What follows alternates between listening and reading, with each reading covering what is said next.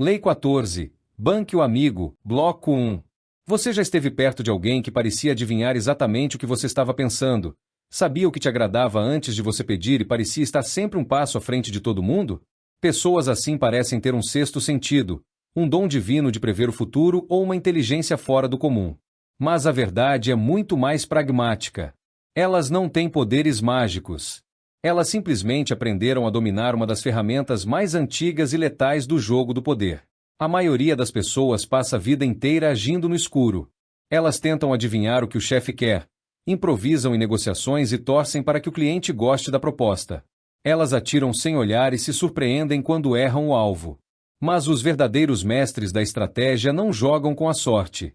Eles sabem que a informação certa, no momento certo, vale mais do que qualquer montanha de dinheiro.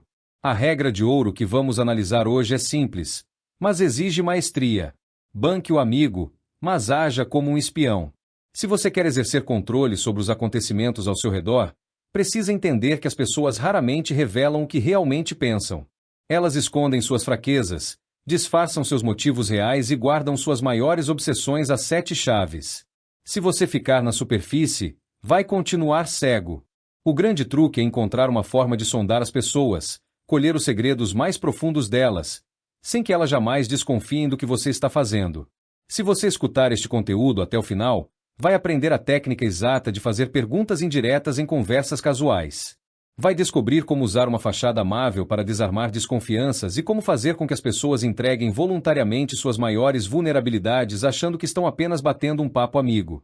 E para você ver como a espionagem tática pode construir impérios do absoluto nada, deixe-me te contar uma história fascinante. No início do século XX, existia um comerciante de arte extremamente ambicioso. Ele queria dominar o mercado milionário de colecionadores e sabia que, para chegar ao topo, precisava conquistar o maior e mais rico comprador do país. O problema é que esse magnata era um homem frio, fechado e que odiava a presença de vendedores. Ele já tinha ouvido falar do comerciante de arte e deixou bem claro para seus assistentes. Não queria ver aquele homem nem pintado de ouro. Qualquer pessoa comum teria desistido diante de uma porta tão trancada. Mas o nosso estrategista disse aos seus amigos: ele não só vai comprar de mim, como vai comprar exclusivamente de mim. Em vez de tentar um contato forçado, o vendedor decidiu jogar o jogo da espionagem. Durante anos, ele perseguiu a sua presa em silêncio. Mas ele não usava binóculos ou disfarces teatrais. Ele simplesmente colocou secretamente membros da equipe pessoal do magnata na sua própria folha de pagamento. Garçons, camareiros e motoristas do magnata passaram a relatar tudo. Os hábitos do patrão, seus horários, seus medos, seus desgostos e, principalmente, o estilo exato de arte que fazia o coração daquele homem frio bater mais forte. Em pouco tempo, o vendedor conhecia o magnata melhor do que a própria esposa dele. O momento decisivo aconteceu em um luxuoso hotel em Londres. O magnata estava hospedado no 3º andar. O vendedor reservou exatamente a suíte de baixo, no 2º andar.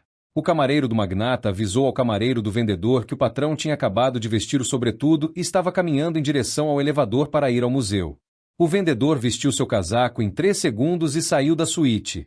Quando a porta do elevador se abriu no 2º andar, lá estava o magnata. O vendedor entrou, cumprimentou com naturalidade e disse que estava indo à Galeria Nacional ver alguns quadros. O magnata ficou surpreso. Era exatamente para onde ele estava indo. Ao caminharem juntos pelas galerias do museu, o vendedor não tentou vender nada. Ele apenas conversava. Mas cada comentário que ele fazia sobre as obras de arte batia com precisão cirúrgica no gosto pessoal do magnata. Era fantástica a coincidência. Eles pareciam ter a mesma alma, os mesmos gostos e a mesma visão de mundo. O magnata ficou fascinado. Aquele homem não era o vendedor chato que ele imaginava, era um cavalheiro brilhante, refinado e com um gosto impecável. Resultado: quando voltaram para Nova York, o magnata visitou a galeria do vendedor. Ao olhar as obras expostas, parecia feitiçaria. Cada quadro parecia ter sido escolhido sob medida para ele. Pelo resto da vida, aquele magnata tornou-se o maior e mais generoso cliente do vendedor, gerando uma fortuna incalculável. Percebe a magia dessa estratégia? A vítima achou que tinha encontrado uma alma gêmea por obra do destino. Ela jamais desconfiou de que cada palavra, Cada encontro e cada obra de arte tinham sido mapeados com meses de antecedência através de uma rede invisível de informação. É exatamente esse poder que você começa a construir a partir de hoje. A capacidade de enxergar o que ninguém mais vê.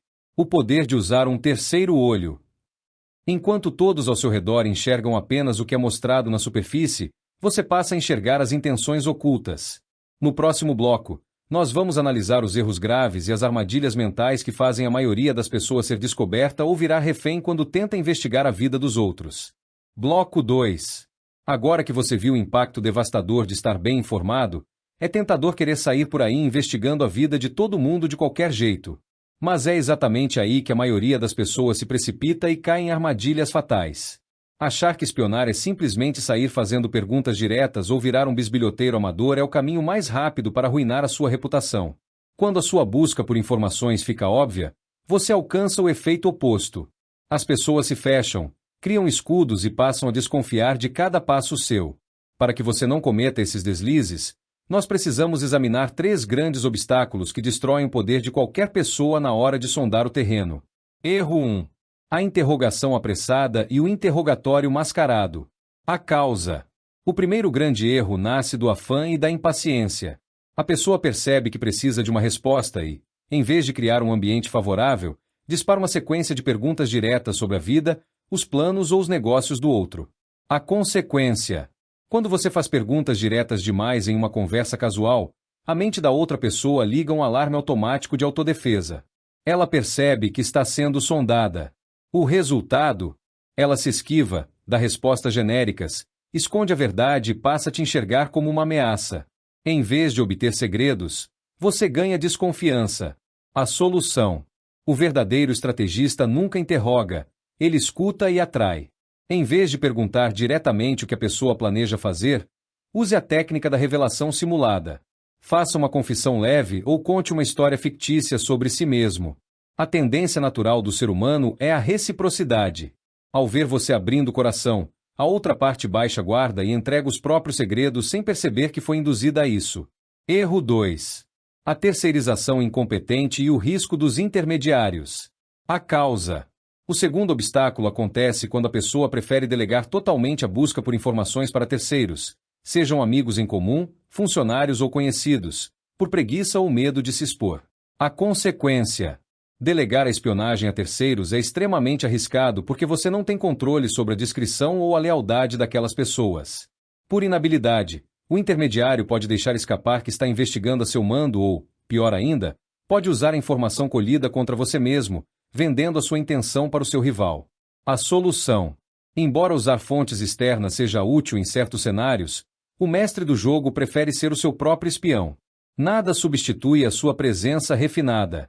Ao posar de amigo e conversar diretamente com seu alvo em momentos de lazer ou encontros sociais, você tem um controle absoluto sobre o tom da conversa e garante que nenhuma pista sobre o seu interesse real seja deixada pelo caminho. Erro 3. Cair na armadilha da cegueira por desinformação. A causa. O terceiro erro é esquecer que, enquanto você tenta ler o tabuleiro, o seu interlocutor também pode estar tentando te enganar. A pessoa acredita piamente em tudo o que ouve ou em dados recebidos sem checar a veracidade. A consequência. Acreditar cegamente em informações não filtradas pode te levar a uma armadilha desastrosa. Lembra-se daquele famoso episódio em uma grande guerra mundial, em que um exército enviou milhares de bombas contra uma capital inimiga, mas errou todos os alvos importantes caindo em campos vazios? Isso aconteceu porque eles confiavam em espiões que, na verdade, já tinham sido capturados e estavam alimentando o inimigo com relatórios falsos. Você acaba gastando munição e energia atacando o lugar errado. A solução. Trate cada informação colhida como uma hipótese, não como uma certeza absoluta. Teste as reações das pessoas. Provoque pequenas contradições sutis para ver se a história dela se mantém de pé. Como dizia um grande filósofo, se você desconfia que alguém está mentindo, finja acreditar em tudo.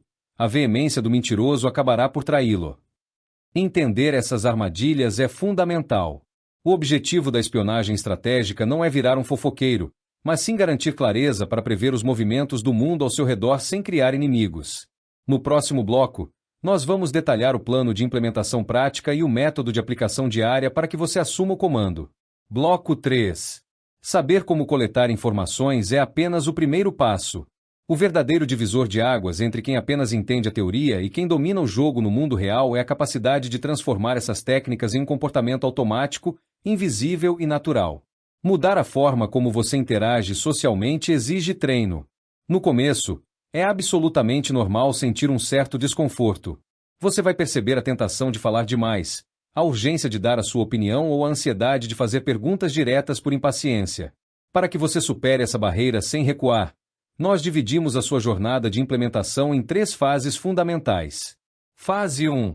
O exercício da escuta ativa e a máscara da neutralidade, semanas 1 e 2. Nas primeiras 2 semanas, o seu único objetivo não é extrair grandes segredos, mas sim treinar a sua capacidade de sair do centro das atenções. Nas conversas do cotidiano, no almoço de trabalho, em reuniões ou em encontros casuais, faça um compromisso consciente de falar menos sobre si mesmo. Adote uma postura amável, sorria e faça perguntas abertas sobre os projetos, opiniões e sentimentos da outra pessoa. Quando ela começar a falar, não a interrompa para contar uma história sua. Mantenha o foco totalmente nela. O desconforto de conter o próprio ego é a primeira grande vitória nesta jornada. Você vai notar como as pessoas adoram falar de si mesmas e como, simplesmente por você saber ouvir, elas passam a te enxergar como alguém extremamente agradável. Fase 2. O laboratório dos testes sutis e iscas sociais, semanas 3 e 4. Com a escuta refinada, você entra na fase de experimentação prática das ferramentas de sondagem. Comece a aplicar a técnica da confissão simulada ou da falsa divergência em ambientes controlados, onde o risco seja 0. Em uma conversa despretensiosa, solte um pequeno detalhe inventado ou uma opinião propositalmente contrária para observar a reação do seu interlocutor. Reparem como uma simples provocação sutil faz a pessoa desarmar as defesas e entregar visões profundas sobre como ela pensa, o que ela valoriza e o que ela teme. Anote mentalmente esses padrões. Você começará a ver a mente humana como um livro aberto, e isso vai te dar uma confiança gigantesca. Fase 3. A observação onipresente e a presciência tática, maestria. Com a prática diária, você atinge o estado de maestria. A sondagem deixa de ser um esforço consciente e se torna o seu estado natural de presença. Você entra em qualquer ambiente e, sem dizer quase nada, capta a dinâmica do local. Percebe quem está alinhado com quem guarda ressentimentos, quais são as intenções ocultas nas negociações e o que cada pessoa realmente deseja alcançar. Para as pessoas ao seu redor, você parecerá alguém dotado de um charme irresistível e de uma intuição quase mágica. Elas acharão que você tem um sexto sentido para adivinhar necessidades e antecipar problemas, sem jamais desconfiar de que você simplesmente aprendeu a enxergar com o terceiro olho da estratégia. Lembre-se, a maestria não surge do dia para a noite, mas sim da consistência em pequenos encontros diários. No nosso próximo e último bloco, faremos o encerramento decisivo deste capítulo. Os casos reais de transformação, a síntese definitiva da lição e a chamada para você começar a agir hoje mesmo. Bloco 4. Se você acompanhou cada lição até aqui, já percebeu que no teatro do poder a ignorância é o caminho mais rápido para a derrota. Aquele que atira no escuro depende da sorte, mas quem se arma com conhecimento prévio dos fatos e das intenções alheias domina o cenário antes mesmo de a batalha começar. Para enxergar a força avassaladora dessa estratégia no mundo corporativo atual, veja o caso de uma líder de equipe em uma grande corporação. Por meses, ela via seus projetos serem rejeitados e suas ideias sumariamente ignoradas em reuniões de diretoria. Ela acreditava que bastava trabalhar duro e entregar relatórios impecáveis para ser reconhecida. Mas a realidade teimava em provar o contrário. Exausta de ver profissionais menos preparados passando à sua frente, ela decidiu mudar a abordagem. Parou de tentar adivinhar o que a diretoria queria e passou a agir como uma observadora tática. Em vez de falar nos almoços da empresa, ela começou a ouvir. Fez amizade com assistentes, conversou informalmente com gestores de outros setores e fez pequenas perguntas sutis durante os intervalos do café. Em poucas semanas, ela mapeou o verdadeiro cenário. O diretor executivo não estava preocupado com inovação, mas sim com uma crise silenciosa de retenção de clientes que tirava o sono da cúpula. Com essa informação valiosa em mãos, ela não fez uma reunião para mostrar seu currículo. Ela apresentou um projeto focado exatamente na solução daquela dor oculta do diretor. O resultado foi imediato. A diretoria ficou impressionada com a capacidade quase divina que ela teve de ler as prioridades da empresa. Ela conquistou o orçamento que precisava, Foi promovida no mês seguinte e passou a ser tratada como uma peça estratégica indispensável. Ela não mudou sua capacidade técnica, ela apenas trocou a cegueira pela informação estratégica. A grande síntese desta regra de ouro que você deve carregar na sua mente a partir de hoje é esta: não caminhe pelo mundo com os olhos vendados esperando que as pessoas revelem suas intenções. Banque o amigo acolhedor, mas mantenha a mente atenta de um espião. Quem domina a arte de ouvir e observar em silêncio enxerga através das máscaras e assume o controle do futuro. A responsabilidade de sair da posição de espectador e se tornar o estrategista da sua própria vida é exclusivamente sua. Pare de reclamar que as pessoas são falsas ou indecifráveis. O comportamento humano é previsível para quem aprende a olhar com atenção. O momento de fechar a boca, aguçar os ouvidos e passar a coletar os dados que vão te colocar 10 passos à frente não é amanhã. É agora. Se este conteúdo expandiu a sua visão estratégica e te entregou ferramentas valiosas para elevar o seu nível de influência, inscreva-se no canal para não perder os próximos capítulos da nossa série sobre poder e maestria. Deixe o seu curtir e comente aqui embaixo. Qual é o ambiente ou negociação onde você vai passar a ouvir mais e falar menos a partir de hoje? O seu comentário fortalece a nossa comunidade de estrategistas. Muito obrigado pela sua audiência. Continue afiando a sua percepção e nos vemos no próximo capítulo. Missão dada é missão cumprida.